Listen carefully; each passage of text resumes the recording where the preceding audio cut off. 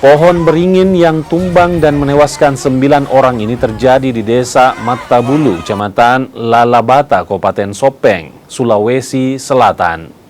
Peristiwa naas itu terjadi saat pengunjung situs Matabulu berteduh di sebuah pondok akibat hujan.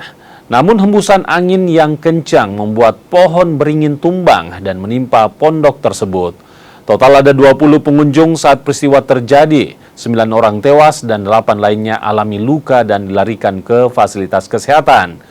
Ke-9 korban tewas telah diserahkan ke pihak keluarga untuk dimakamkan. Sementara korban luka mendapatkan perawatan di Rumah Sakit Umum Daerah Latemamala, Kabupaten Sopeng.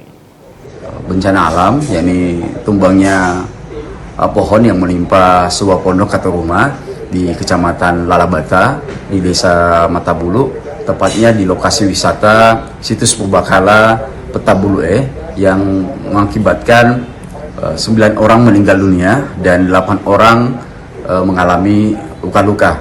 Kemudian saat ini seluruh korban 9 orang tersebut telah diambil oleh pihak keluarga di Rumah Sakit Umum Daerah Latemamala, Kabupaten Sopeng, dan sudah kami antarkan ke rumah duka masing-masing.